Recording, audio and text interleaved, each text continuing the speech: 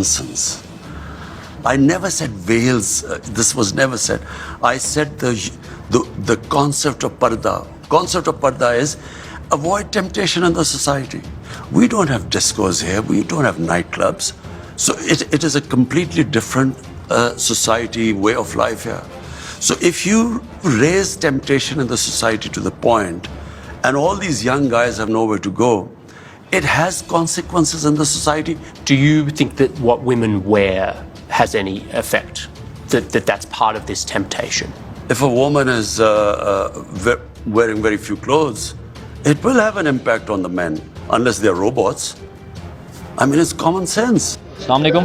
وعلیکم السلام. اچھا، عمران خان نے جو ریسنٹلی فحاشی کے حوالے سے بیان دیا، آپ اس حوالے سے کیا کہیں گے؟ اس بیان کو کیسے دیکھتے ہیں آپ؟ جی بسم اللہ الرحمن الرحیم. سب سے پہلے نیا پاکستان ٹی وی کا بہت شکریہ، جنہوں نے اتنے خوبصورت لمحات میں سے ہمیں یاد کیا اور ہم سے کچھ ملفوظات جو لینے کا ارادہ کیا.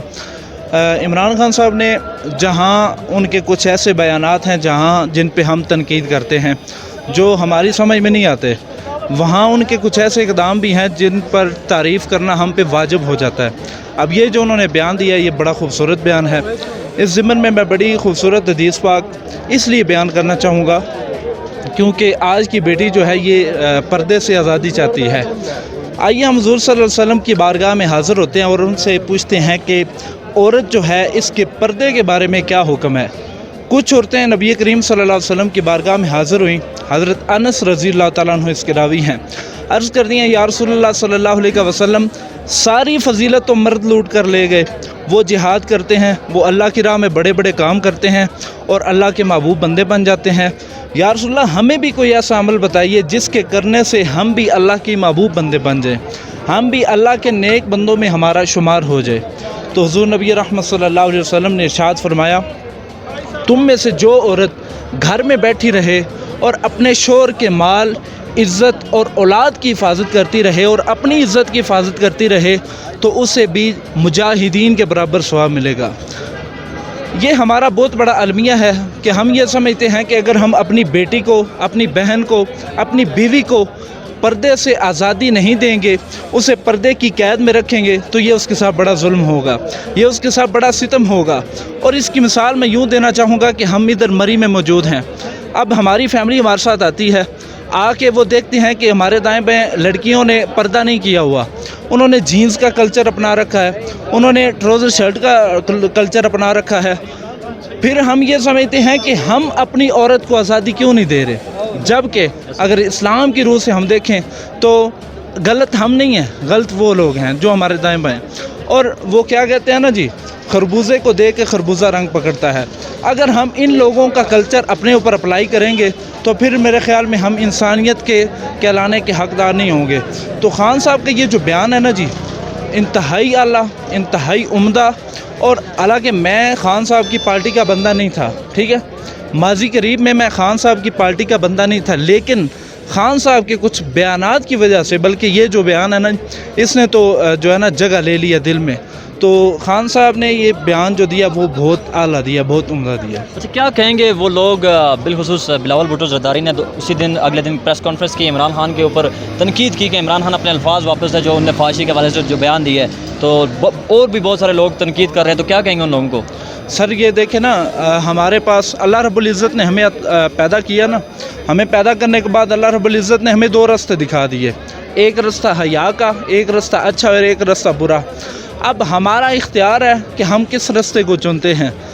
خان صاحب نے اچھا راستہ چنا، بلاول زرداری صاحب نے جب ان پہ بات آئی تو انہوں نے وہ دوسرا راستہ چن لیا. تو یہ اب بلاول بھٹو صاحب کو اپنے ایمان میں شک کرنا چاہیے. انہوں نے بے شک بازار میں آ کے فحاشی کا بازار گرم نہیں کیا، لیکن انہوں نے اس کی جو مخالفت کی ہے، ایک نیک بیان کی، ایک اچھے بیان کی مخالفت کی ہے، تو اس کا مطلب یہ ہوا کہ وہ بھی بروں میں اپنا نام لکھوانا چاہ رہے ہیں. اس کی چھوٹی سی مثال میں یوں دینا چاہوں گا کہ ایک چڑیا ہے، وہ حضرت ابراہیم علیہ السلام کو آگ میں ڈالا جا رہا ہے. اب وہ چڑیا منہ میں ایک قطرہ پانی کا لے کے آتی ہے، ٹھیک ہے، اور وہ پانی میں گرا دیتی ہے، اور آگ میں گرا دیتی ہے، پھر جاتی ہے، پھر قطرہ لے کے آتی ہے، پھر آگ میں گرا دیتی ہے. وہ عمل یہ اپنا جاری رکھتی ہے. ادھر ایک اور جو ہے چھپکلی اسے کہہ لیں. وہ منہ میں تنکا لے کے آتی ہے, وہ اس آگ میں ڈالتی ہے کہ آگ کا جو شعلہ ہے وہ مزید بھڑک اٹھے. اب چڑیا سے کسی نے پوچھا کہ تمہارے ایک قطرے سے یہ آگ کیا بجھ جائے گی؟ تو اس نے کہا تھا بالکل میرے ایک قطرے سے آگ بجھنے والی نہیں ہے, لیکن قیامت والے دن میرا نام آگ لگانے والوں میں نہیں ہوگا, آگ بجھانے والوں میں ہوگا. اور وہ جو چھپکلی کا معاملہ ہے اس سے بھی پوچھا گیا تو اس نے کہا کہ قیامت والے دن یا جب بھی میں اپنے سردار فرعون کو یا اپنے جو دشمن ہیں, جو دین کے دشمن ہیں, ان سے ملوں گی تو میں ان کو راضی کر لوں گی. تو یہ مثال ہے بلاول بھٹو صاحب کی. اگرچہ انہوں نے خود یہ کلچر نہیں اپنایا, لیکن ان کا یہ بیان دینا یہ اس چڑیا اور اس چھپکلی کی مانند ہے. تو ان کو چاہیے کہ اپنے ایمان میں شک کریں اور اپنی اصلاح کریں, اور اپنے جو خانوادہ ہے, اپنے جو ان کے ہیں بزرگ ہیں, ان کا احترام کریں, ان کی جو تسلیمات ہیں, ان کی جو تعلیمات ہیں, ان پہ عمل کریں. اچھا, جو لوگ عمران خان کو تنقید کا نشانہ بھی بنا رہے ہیں, اس کے بعد لبرل سے لوگ ہیں تو وہ مغرب کے پیروکار بنتے نظر آ رہے ہیں کہ مغرب کا کلچر یہاں پہ امپلیمنٹ کرنے کی کوشش کر رہے ہیں. تو آپ کو لگتا ہے کہ یہ جو عمران خان فحاشی کا جو اس نے بیان جس متعلق دیا کہ ہمارے ملک میں فحاشی بڑھتی جا رہی ہے, تو جو لوگ اس کے اوپر مذمت کر رہے ہیں تو وہ اصل میں مغرب کو خوش کر رہے ہیں؟ جی بالکل, علامہ اقبال نے بڑی خوبصورت بات کی تھی کہ اپنی ملت کا قیاس اقوام مغرب سے نہ کر, خاص ہے ترکیب میں قوم رسول ہاشمی. اگر ہم عمران خان صاحب کی بات یہ مجھے بڑی پسند آئی کہ انہوں نے کہا کہ ہم ہیں انسان ہی, آپ بھی انسان ہیں, آپ کے بھی 2 قدم ہیں, آپ کے بھی 2 آنکھیں ہیں, آپ کے بھی 2 ہاتھ ہیں, آپ کا بھی 1 ناک ہے, اور ہمارا بھی یہ معاملہ ہے. لیکن ہم میں صرف جو فرق ہے نا وہ ایمان کا فرق ہے, اور ایمان کی جو بنیاد ہے, ایمان کی جو اساس ہے, اور ایمان کی جو جڑیں ہیں وہ یہ ہیں کہ ہم حضور نبی رحمت صلی اللہ علیہ وسلم کی جو تعلیمات ہیں ان پہ عمل کریں. اچھا, وہ جو خواتین کے کلچر کو پروموٹ کرتے ہیں, میں اس کے بارے میں ایک بات کرنا چاہوں گا. وہ کہتے ہیں جی خواتین کو آزادی دو, پردے سے چھٹکارا دو. یہ کیا ہوا کہ دوسروں کی عورتیں باہر نکلیں تو وہ پردہ نہ لیں, وہ چادر نہ لیں, اور ہماری عورتیں نکلیں تو وہ پردہ اوڑھے رکھیں. حضور نبی رحمت صلی اللہ علیہ وسلم ایک دفعہ نا گھر تشریف لائے. حضرت عائشہ صدیقہ رضی اللہ تعالیٰ عنہ آپ قرآن پاک کی تلاوت کر رہی تھی. اب حضور نبی رحمت صلی اللہ علیہ وسلم جب گھر کے اندر داخل ہوتے ہیں نا تو کیا دیکھتے ہیں کہ دیوار کے نیچے نا ایک چھوٹا سا سوراخ ہے جو گلی کی طرف نکل رہا ہے, بالکل چھوٹا سا. اب حضور نبی رحمت صلی اللہ علیہ وسلم نے نا ایک ٹیلا لیا, ایک مٹی کا ٹیلا لیا اور اس دیوار میں رکھ دیا اور اسے بند کر دیا. تو اما عائشہ صدیقہ رضی اللہ تعالیٰ عنہ آپ نے پوچھا کہ یہ حضور آپ نے یہ جو عمل کیا ہے اس کے پیچھے کیا راز ہے؟ تو حضور نے فرمایا آپ قرآن پاک کی تلاوت کر رہی ہیں, آپ کی آواز اتنی خوبصورت ہے, میں یہ نہیں چاہتا کہ آپ کی آواز کوئی غیر محرم مرد بھی سن لے. اب وہ قرآن پاک کی تلاوت رہی ہیں, لیکن حضور نبی رحمت صلی اللہ علیہ وسلم کو یہ بھی گوارا نہ کیا کہ کوئی مرد جو ہے, وہ غیر مرد جو ہے وہ آپ کی آواز کو سن لے.